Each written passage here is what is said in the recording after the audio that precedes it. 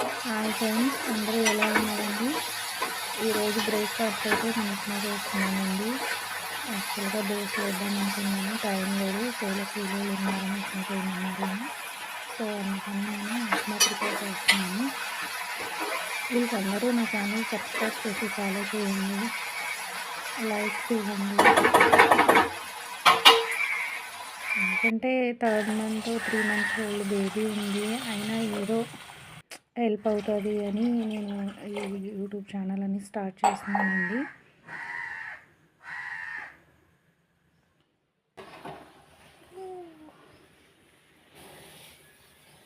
చూసారు కదా, వైట్గా వచ్చింది ఏంటని అనుకుంటున్నాను.